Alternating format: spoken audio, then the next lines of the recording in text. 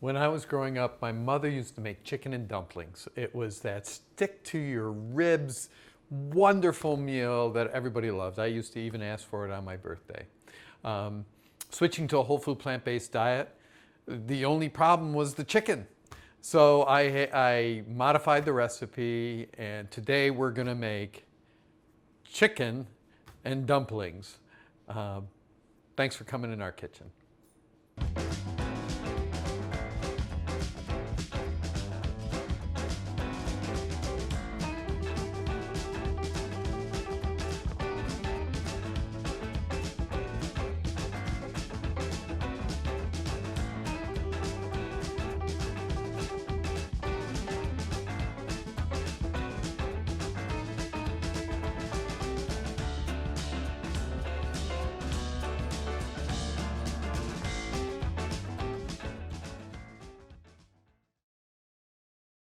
All right, so I have some of the things laid out.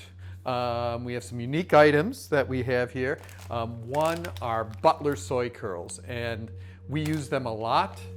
They're only made from soybeans and water, so they're not a bad processed food. And it's good for you. It gives you your beans, which are a healthy thing to add to your diet. They come dehydrated. All you have to do is rehydrate them normally, but today all we're going to do is throw them in the soup, and they'll rehydrate in the soup and absorb the flavor from the vegetable stock that we're making. Okay, so the first things we have to do, and it's typically the first things you have to do, is to prep our vegetables to go in.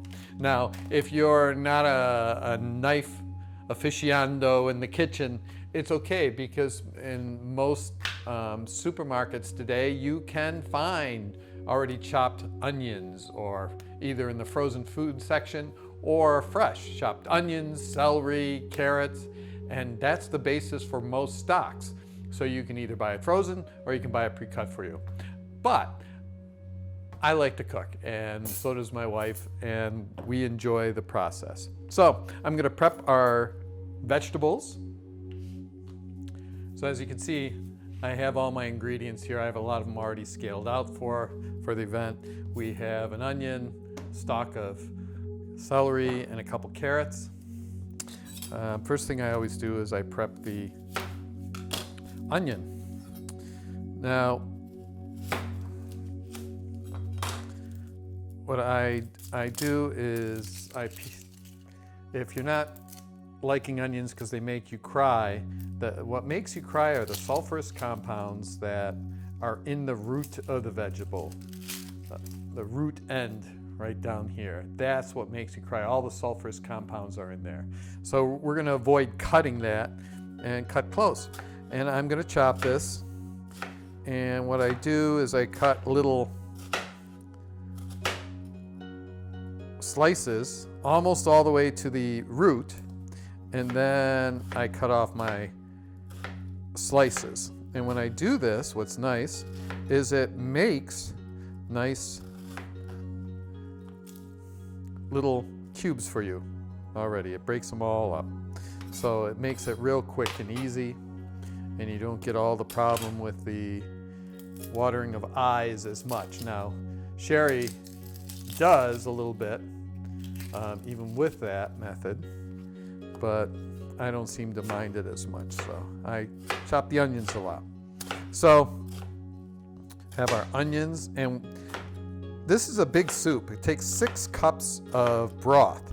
So what we're gonna do is put these right in the pot. So the largest soup pot you have, it might be your pasta pot, it might be something.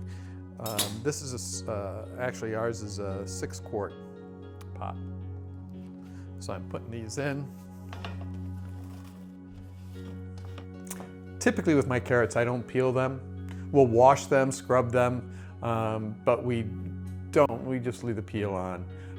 If you want to peel them, by all means do. We just don't. We just make sure we wash them, and there's some nutrients and peels and stuff that we do. So I typically cut them in smaller lengths to work with, and I'll cut each one in half. And the reason I do that is carrots being round, they like to roll, and I don't like them to roll. And then I'll cut each half into quarters, and I'll just do slices from that. And it actually works real quick. So it says a cup of carrots. I like carrots in my stew, so this might be a little bit more. Depends on the size of your carrots, and that's totally fine. It doesn't have to be exactly a cup. It can be a little bit more. I wouldn't go less, though. I like the more than less, so that's what I do. This is a new knife that I acquired. It's a vegetable knife, and it was reasonably priced on Amazon. What's nice about this knife is if you've ever chopped vegetables and they stick to the side of your knife, this has what's called a Granton edge. And the Granton edge has these little dimples which create air pockets, so when you slice vegetables, they won't stick to this as much as a regular knife. It also has this blunt end, which is real nice. I have a chef's knife with a pointy end, and I use that a lot too. But I've been working with this lately, and it's real nice because it's got such a long blade. You can really, especially when you're doing things like cutting greens. And with the celery, I always cut off the ends of the carrots and the celery because those are the ends that are typically more dirty. And with celery, I don't like big chunks of celery in my food. So I have a tendency to make my celery bits a little smaller. And I'll just strip them, I basically did that into fours and just go down. So we have our onion, celery, and carrots in our stock pot, our Dutch oven. And we're going to let those saute until they get nice and soft. And then we're going to start adding other things. Our onion, celery, mirepoix is what they call it, has been cooking for about 5 minutes, 5 to 8 minutes. The onions are getting soft, and now we're ready to add some other stuff. I had put some broth in to keep it from sticking, and it's really cooking up a storm here. I'm now going to add the garlic, and the reason we put this in after and not with the mirepoix is you want the garlic to get fragrant, but if you put it in with the onions, you do risk the chance of it burning if you were to start with it. With this, you're putting it in now, you're letting it get fragrant, just letting the heat take it and start it cooking. And now we can put in our stock. We need 6 cups of stock, so that's 1.5 quarts. That's why you have to make sure you have a big pot that can at least hold that much stock. And we also have to put in 1/2 cup of non-dairy milk. Not much, just enough, so I have that. And here's my other 2 cups of stock. We have to bring that to a simmer and then cover. But while that's coming up, we're going to add the thyme and bay leaf. And we're going to add a teaspoon of thyme. Thyme is one of my favorite herbs. We like to grow it wherever we live because we use it all year long. We're going to bring this to a simmer, and then we're going to cover it. Stir that all in. Once it comes to a simmer, we're going to turn it down to just keep it simmering, but we don't want a real rapid boil. So medium low, depending on your oven and how your pot cooks. And we're going to cook that for 15 minutes. Okay, so you can put a timer on and do something else. The thing we actually have to do next is make a roux. Roux is typically made with flour and maybe milk or some other liquid. And this is used to thicken our stock. So here's 7 tablespoons. We want just a little bit more than the flour, otherwise it'll be a thick paste, thicker than we'd want to add. We want it a little soupy to add to everything. Sort of like a cream sauce is sort of the texture you want. And that's all ready for the next part. So we're going to leave that. We're going to add that once the 15 minutes are done. And now we're going to work on our dumplings. So our stock is at a simmer. So we're going to add nutritional yeast, frozen peas, and the soy curls to our pot. Turn this down a little bit. Sprinkle in the nutritional yeast. Put in our soy curls.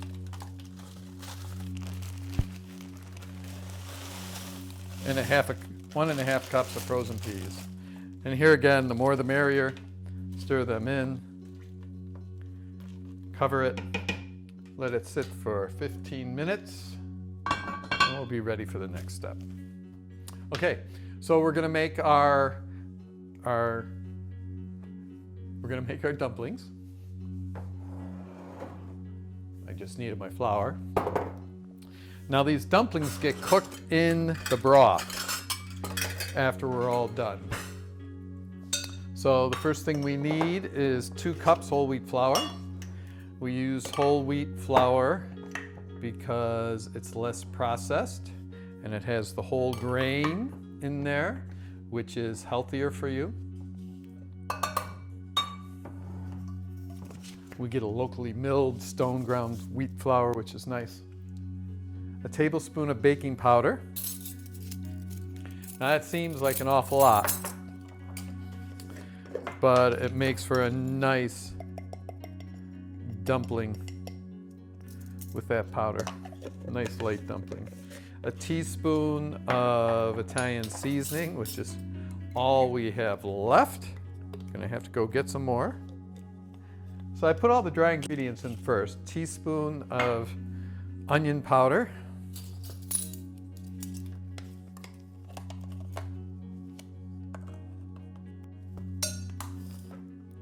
And a teaspoon of salt. Now, what's been happening is a lot of people have been using fancy salts and they're not iodized. And people are starting to have problems, just like they used to have years ago when we didn't have iodized salt. So what we've been doing is we still have some of our fancy salts, sea salts and stuff, but a lot of sea salts don't have enough iodine in them either. So we get iodized salt and we use that in our cooking. At our table or other places we'll use the iodized salt. But we do have some special salt for like when we make avocado toast and we want a nice flake salt on top. But we've started using more iodized salt. Himalayan salt does not have enough iodine unless they add it to it. Okay. And a little pepper. And that can be your choice of how you want it. Then we add 1 1/3 cups of non-dairy milk.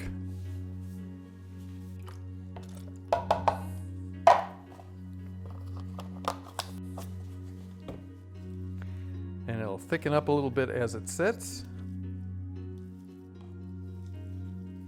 But it should be sort of like a biscuit batter. Make sure you scrape the bottom to make sure you get all the dry stuff at the bottom. And that's all ready to go for us once our soup is cooked. So now it's just a waiting game. Going quick, isn't it? I bake a lot. And one thing I learned when I used to work in a bakery, it makes the job a lot easier, especially when you're portioning out things to make them more uniform. In the bakery, we used what looks like an ice cream scoop. We call it a muffin scoop. And this holds,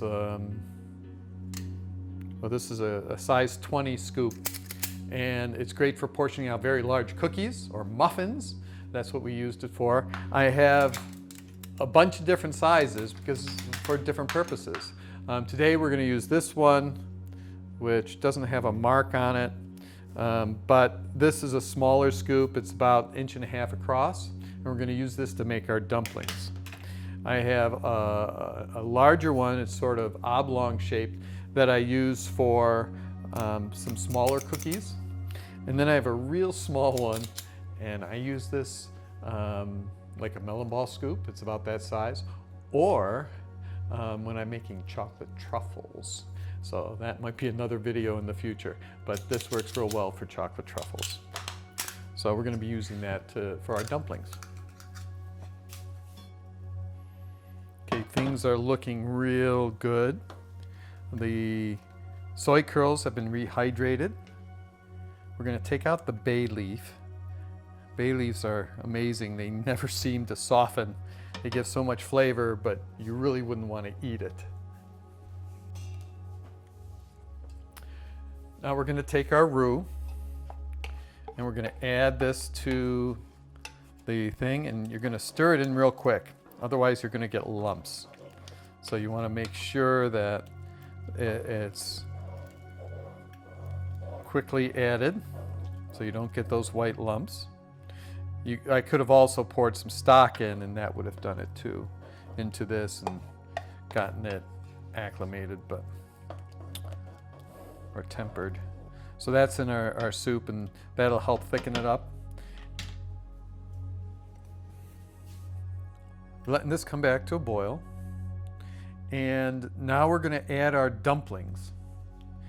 And this is another good reason to have a big pot, because these dumplings are really going to fill this. And I dropped them from a height of about 8 inches, because when they drop in, oops, that one I missed, you want them to go under the liquid. And you want to space them apart. And you don't want to get splashed either, because the soup is nice and hot. And this starts cooking the dumplings in your stock. I'm just sort of making sure they're fully under. And we're going to just add all the dumplings. And once we get the dumplings all in, we're going to let them cook until they are finished cooking and they firm up. They'll firm up and be a nice soft texture when you chew them, when you eat them. And it seems like a lot of dumplings, but when we last made this, we shared it with another family and split it in half, and they complained they didn't get enough dumplings. So use up all the batter for the dumplings. You also need about 4 tablespoons of fresh parsley. You could use dried.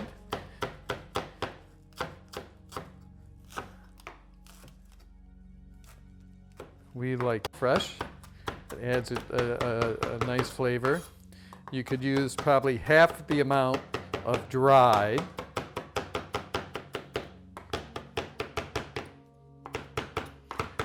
This is where this knife excels at too. You don't have to worry about the points so much, and it's very easy to chop things. Mince things like herbs. I'm going to add this to the top of our soup. Stir it in just a little bit.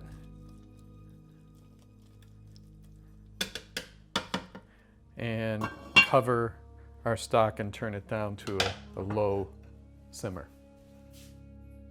It's been about 10 minutes, and depending on how hot your soup is, the dumplings may cook quicker or slower. So we just want to see if they've cooked through, and you'll see how much they've enlarged.